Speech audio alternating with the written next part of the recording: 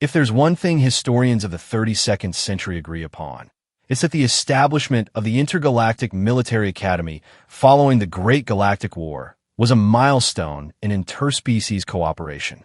What they often fail to mention in the official records, perhaps out of embarrassment or sheer disbelief, is the curious case of Ava Ramirez, the only human cadet in the class of 3,257, who single-handedly redefined the concept of minor injury across 17 star systems. This is her story, and I assure you, no matter how implausible it may sound, every detail has been meticulously verified by the Academy's records, medical logs, and the 27 psychiatric evaluations of the Academy's AI administrator, who still occasionally malfunctions when asked about the human incident. The Intergalactic Military Academy occupied a massive rotating station orbiting a blue dwarf star, strategically positioned at the crossroads of 7 major species territories. The station was a marvel of cooperative engineering, capable of simulating virtually any combat environment imaginable, from inverted gravity wells to paradoxical physical environments where the laws of thermodynamics took unexpected holidays. It was here that the best and brightest young beings from across the galaxy came to train, to learn, and occasionally to wonder why they hadn't chosen a safer career like antimatter containment or black hole tourism. Ava Ramirez was not, by conventional standards, the most promising cadet in her intake. She lacked the silicon-reinforced exoskeleton of the Axorians, the photosynthetic healing capabilities of the Kraxan, or the distributed nervous system of the Voltar that allowed them to function normally even with 70% of their body mass removed. What Ava did have was the standard-issue human package. 2 arms, 2 legs, a surprisingly fragile skeletal structure, and most peculiarly, an unwavering optimism that bordered on the pathological. Her application to the Academy had raised more than a few eyebrows, or equivalent sensory appendages. But the post-war inclusion directives had been clear. All sentient species welcome, provided they could pass the entrance exams. And pass she did, though no one could quite figure out how she'd survive the physical portion.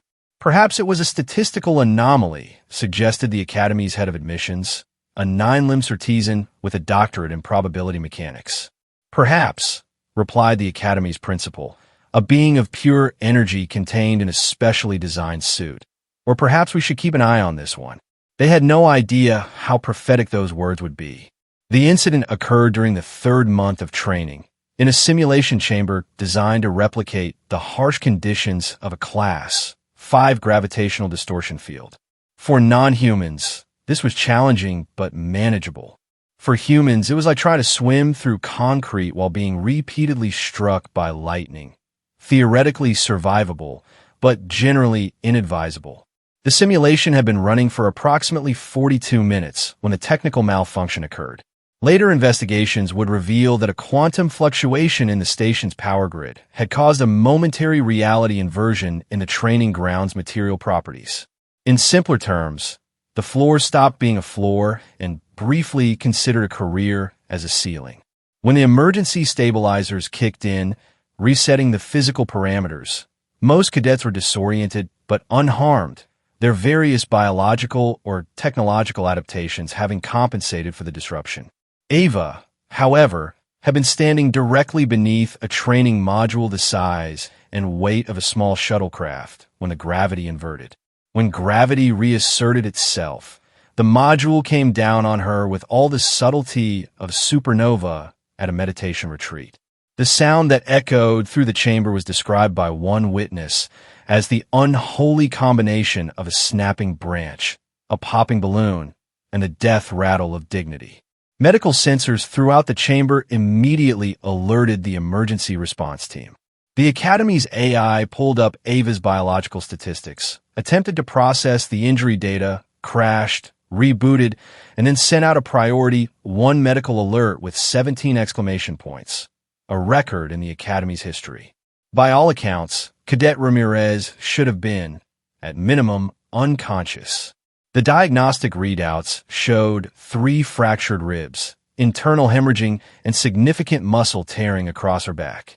The predicted response from the system was immediate system shutdown, the AI's polite term for passing out, followed by extended rehabilitation.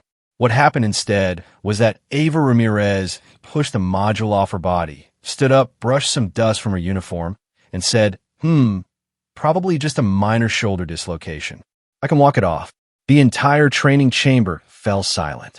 Even the simulation's background ambient noise seemed to pause in disbelief. Her instructor, a veteran Taurian with skin like reinforced titanium and 4 hearts, stared at her in horror. "Cadet Ramirez," he said, his voice unusually high-pitched, "please remain still. Medical assistance is en route." "Really, no need," Ava replied, rolling her shoulder with a wince and a smile so incongruously bright it made several light-sensitive cadets adjust their ocular filters. "I've had worse falling off my bike as a kid." The medical team arrived to find Ava not only conscious and standing, but attempting to help reassure a Craxan cadet who had fainted at the sight of her injury. The lead medic, an energy-based being named Lee Ka, who specialized in xenobiology, conducted an immediate scan and promptly dropped her medical tablet. "According to these readings," she whispered to her assistant, "she should be either dead or unconscious for at least 17 hours. "I feel fine," insisted Ava, then proceeded to sneeze, causing another audible crack that made the Craxan cadet faint again. "Okay, maybe not fine, but definitely I can still make it a tactical theory class this afternoon fine." She was forcibly transported to the medical bay, where a team of the station's best doctors assembled to examine the seemingly indestructible human. Their findings were simultaneously concerning and confounding. "The good news," Dr. Lee Ka informed Ava, "is that you're not dead, which, frankly, defies everything I learned in medical school." "That's nice," Ava replied, attempting to sit up and triggering at least 3 alarm systems in the process. "So can I go to class now?" "The bad news is that you have 3 fractured ribs, significant internal bruising, and muscle damage that would incapacitate most beings for weeks. So, that's a maybe on the class." Dr. Lee Ka's energy form flickered, a sign of extreme agitation. "That's a definite no on the class, cadet. You need bed rest, nanobotic tissue repair, and possibly a psychological evaluation to determine why you apparently lack a basic survival instinct." The Academy's medical bay was equipped with the most advanced healing technology from 17 different species. Nanobots programmed to repair tissue at the cellular level were injected into Ava's bloodstream, set to mend the fractured ribs and damaged muscle tissue.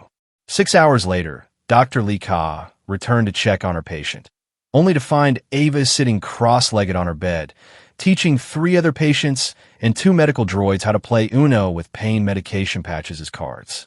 "Cadet Ramirez," the doctor began, her voice strained, "the monitoring system shows that your nanobots are not functioning." "Oh, those little tickly things?" Ava replied. "Yeah, they were making me sneeze, so I think my body might have, killed them. Sorry about that." Further examination revealed the impossible. Ava's immune system had identified the nanobots as foreign invaders and had systematically destroyed them. This was supposed to be impossible with the programming safeguards in place. "Your body," Dr. Lee Ka stated flatly, "just defeated technology that took 12 species and 40 years to perfect." "If it helps," Ava offered, "I've always been a fast healer. Once I broke my arm falling out of a tree, and my mom just gave me some ice cream and told me to sleep it off. Good as new in 2 weeks."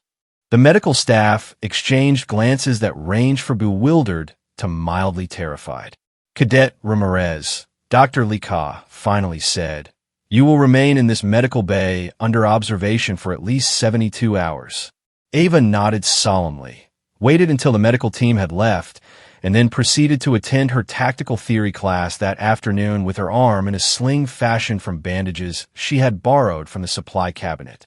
When questioned by her instructor about her presence, she simply replied, "Dr. Lee Ka said I should keep my mind active as part of the healing process," a statement that caused the Academy's AI to flag another 17 anomalies in its behavioral prediction algorithms. Word of the indestructible human spread quickly through the Academy. Other cadets began to watch Ava with a mixture of awe concern, and in some cases, sheer terror. The xenobiology department started an unofficial poll on what injury might actually succeed in keeping her down, though this was quickly shut down by the ethics committee. Vectar, an Axorian cadet known for fainting at the sight of human blood, a peculiar red that many species found disturbingly vibrant, appointed himself as Ava's unofficial guardian. This mainly consisted of him hovering nearby and occasionally calling out warnings like, "The gravitational differential in this corridor exceeds human tolerance by 3.7%, or "That doorway is constructed of an alloy that human skin finds abrasive." Ava appreciated the concern, even if she didn't quite understand it. From her perspective, she was simply doing what humans had always done, adapting, surviving, and occasionally ignoring medical advice that conflicted with her plans for the day. For the first time, however, even Ava began to wonder if perhaps she was pushing things too far. This moment of introspection came about 3 weeks after the initial incident, when she caught a glimpse of herself in the reflective surface of a deactivated training robot. Her body was a patchwork of healing bruises and regenerating tissue. The medical brace on her shoulder had become such a constant companion that she had named it Buddy and decorated it with stickers from the Academy's gift shop. And yet, despite all this, she was preparing to participate in an anti-gravity combat drill that even some of the armored exoskeletal species were approaching with caution. Am I being ridiculous? She wondered aloud, unaware that her vocal patterns were being monitored by the Academy's AI, which immediately added another incident to its growing file titled Human Anomaly, Signs of Potential Rational Thought. Before she could pursue this rare moment of self-doubt, Vectar appeared at her side, his exoskeleton clicking nervously. "Ava Human," he said, using the formal address pattern of his species. "I have calculated the risk factors for your participation in today's exercise, and the probability of additional structural damage to your endoskeleton exceeds 78.3%. That low..." Ava grinned, patting him on what she assumed was his shoulder. It was actually his secondary respiratory inlet, but he'd given up correcting her weeks ago. "Don't worry, I'll be careful. Your definition of careful does not appear in any Academy database," Vectar replied, his voice modulator unable to fully convey the depth of his concern. Ava laughed, a sound that had become strangely comforting to those around her, despite often being followed by actions that triggered medical emergencies. "Look, I promise if anything breaks this time, I'll actually stay in medical for the full recommended recovery period." This promise, though well-intentioned, will be tested sooner than anyone expected. The anti-gravity combat drill passed without incident, much to everyone's surprise and relief. It was in the following week, during the preparation for midterm evaluations, that the Academy's Xenobiology department published a paper titled Ava Ramirez and the Physiological Miracle of Human Resilience. Illogical, but factual.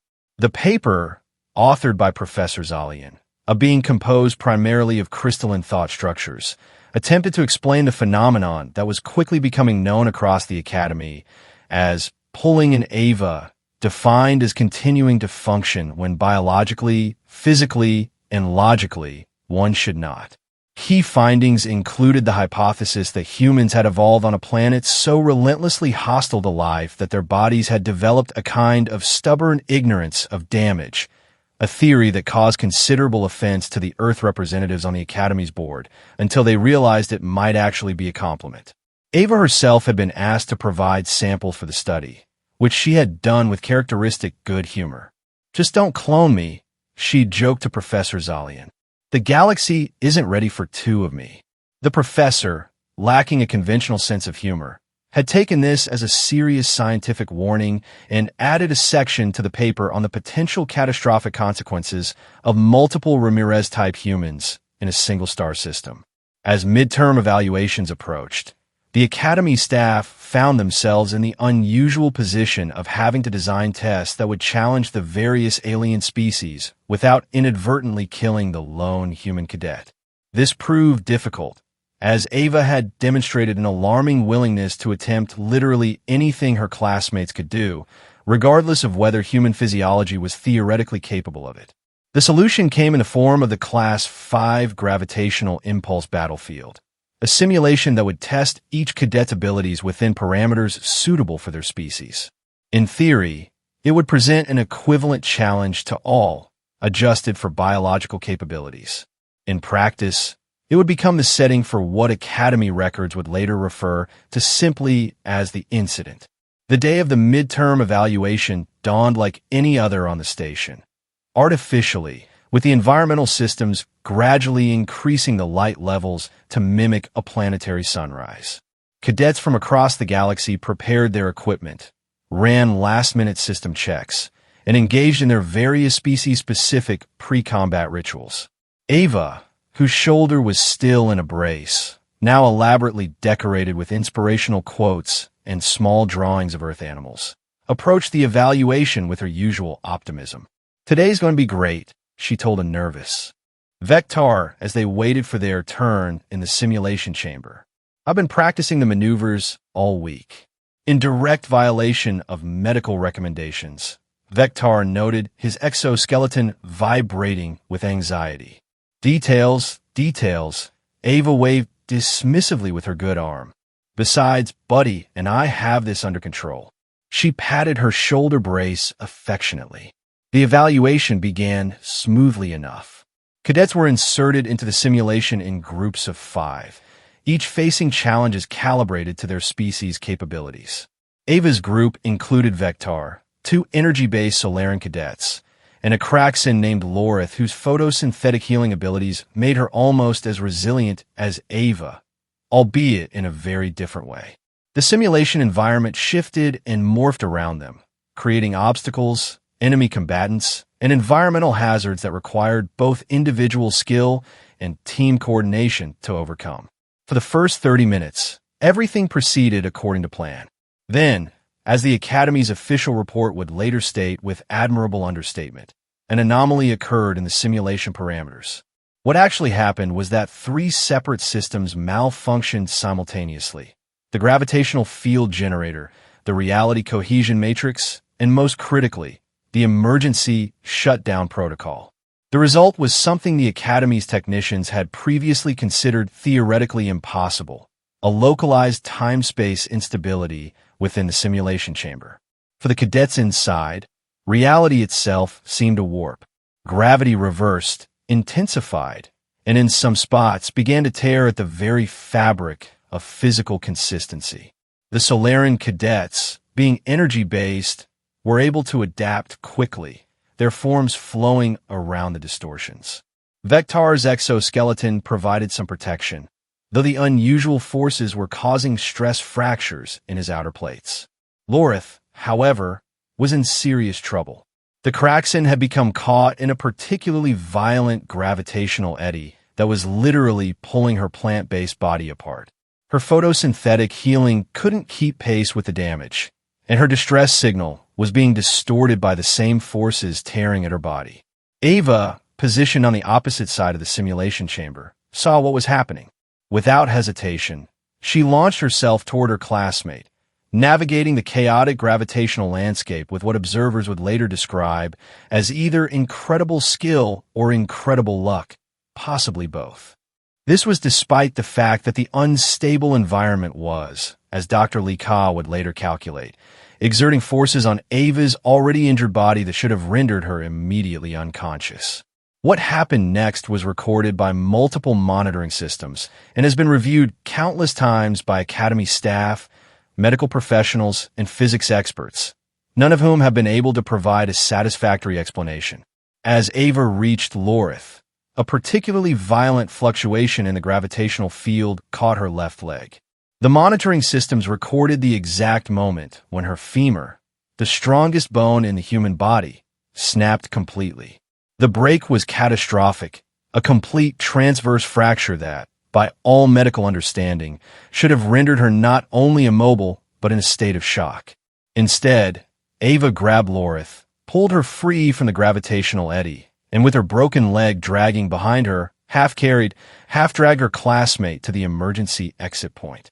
Once Lorith was safely across the threshold where emergency medical teams waited, Ava turned, looked back at the still-raging simulation, and, in what would become the stuff of Academy legend, said, this probably needs a bit of ice.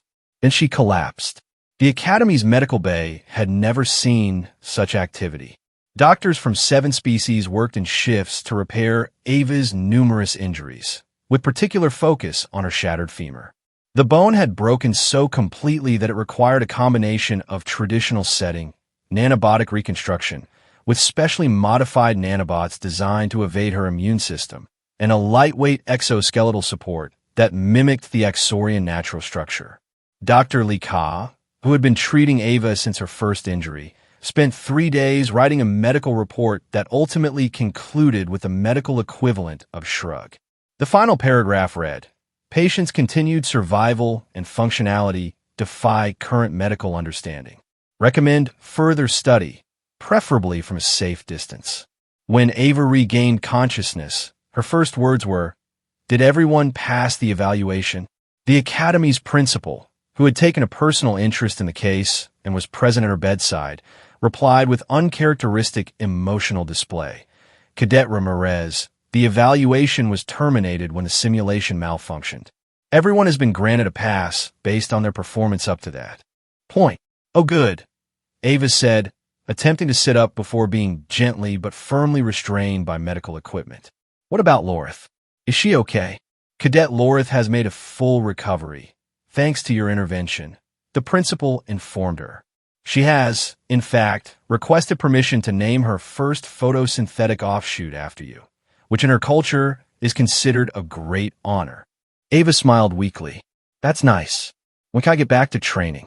The principal exchanged a look with Dr. Li Ka that contained volumes of unspoken communication, none of it reassuring.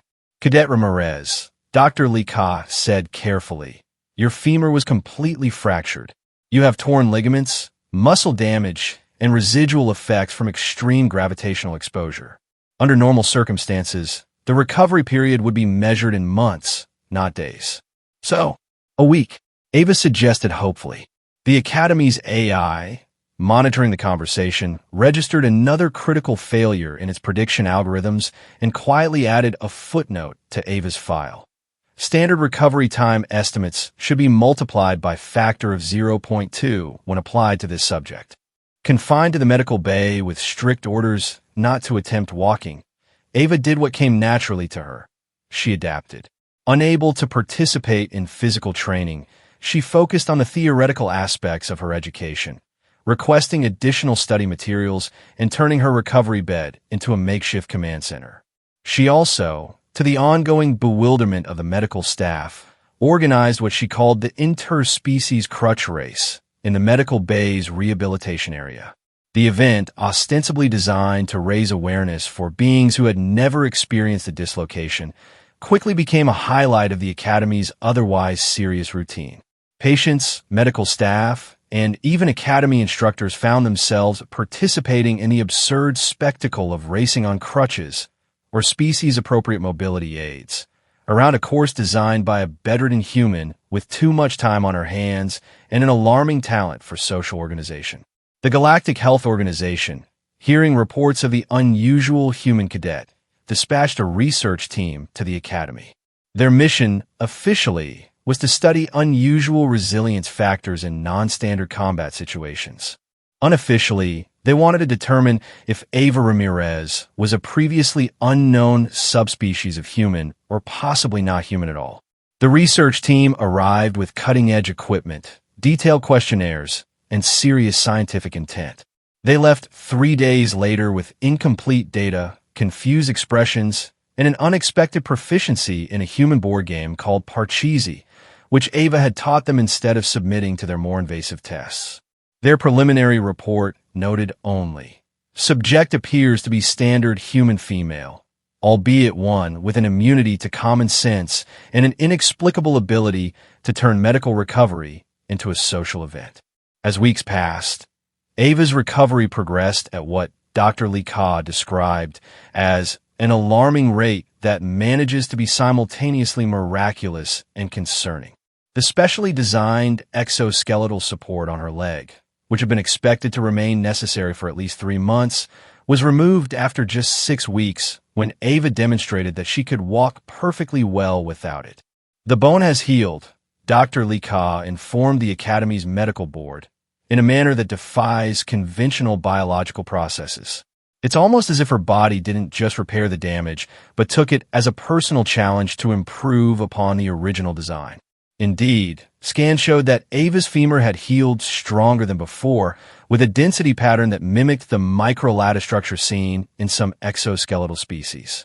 When asked how this was possible, Dr. Lee Ka could only offer, "Either we are witnessing an evolutionary leap in human physiology, or Cadet Ramirez is simply too stubborn to heal normally." The Academy, meanwhile, had been forced to revise its injury classification system. A new category was added to the medical protocols, Ramirez scale injury, defined as damage that would be life-threatening to most species, but may be dismissed as just a scratch by humans, particularly Cadet A. Ramirez.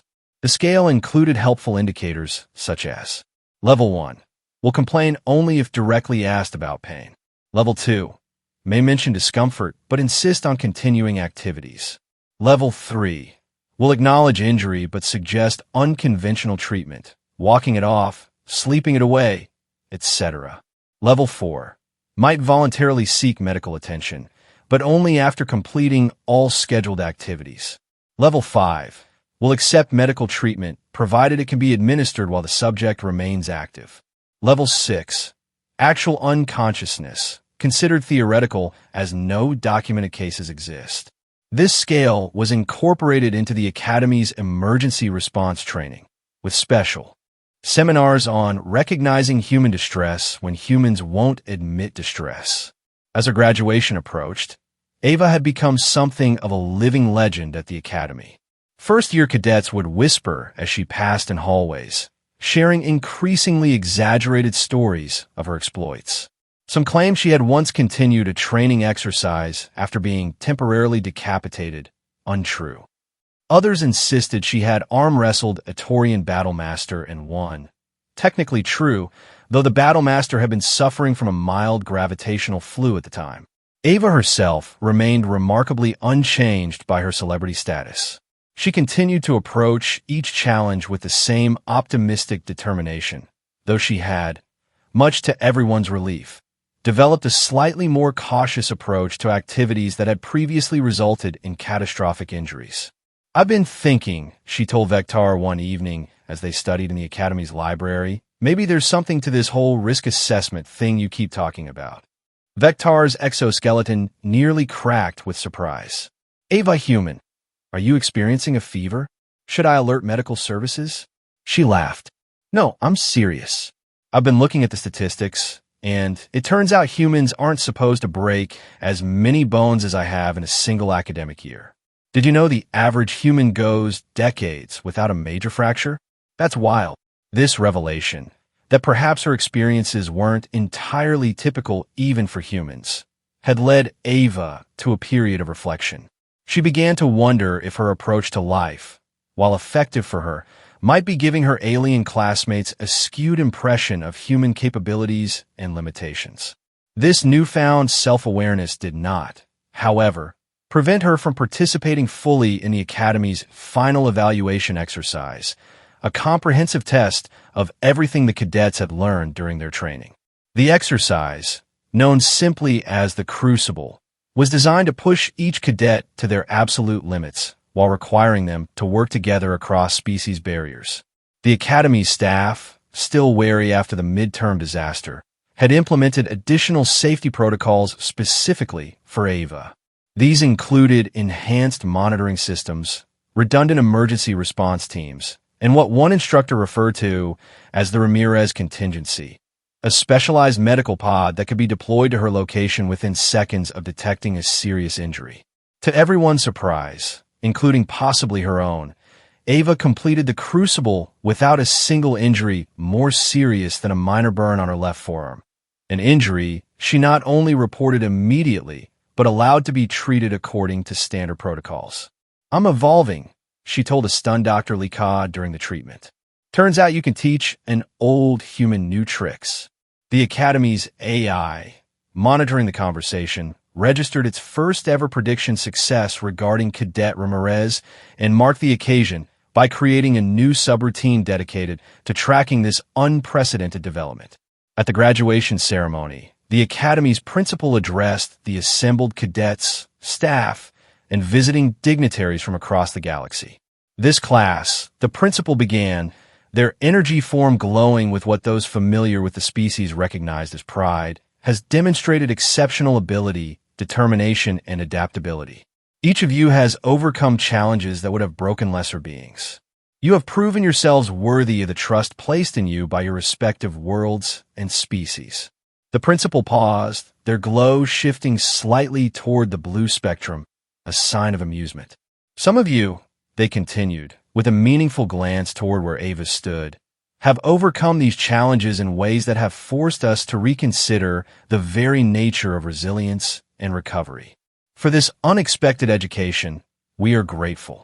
When the time came to present the graduating awards, the Academy's AI, fully recovered from its multiple Ramirez-induced crashes, projected the results onto the grand display screen. To absolutely no one's surprise, Ava Ramirez was not at the top of the academic rankings. Her theoretical knowledge, while solid, had never been her strongest suit. What did raise a collective gasp from the assembly was the special commendation that followed her name. Cadet Ava Ramirez, awarded highest honors for adaptive resilience and interspecies inspiration. Recipient of the newly established Ramirez Fellowship in Practical Recovery Techniques. As Ava stepped forward to receive her commendation, the applause was thunderous, particularly from the medical staff, who had spent more time with her than with any other 3 cadets combined. The Academy's principal extended a manipulator appendage to present Ava with her official insignia, then leaned closer to speak words meant only for her. Cadet Ramirez, no, Officer Ramirez now. The Academy has received an unusual request. We would like you to consider remaining here, not as a student, but as an instructor. Ava blinked in surprise. An instructor? In what? We are establishing a new course, the principal explained, tentatively titled Self-Recovery, Refusing Biological Limitations Through Attitude. The medical department believes your unique approach to injury and recovery could provide valuable insights for cadets of all species. You want me to teach people how to ignore being hurt? Ava asked, a smile tugging at the corners of her mouth. Not exactly, the principal clarified. We want you to teach them how to understand the difference between limitation and defeat, a distinction you have demonstrated with remarkable clarity, if occasionally excessive enthusiasm. Ava considered the offer. She had originally planned to return to Earth, perhaps join one of the interplanetary security forces that operated within the solar system.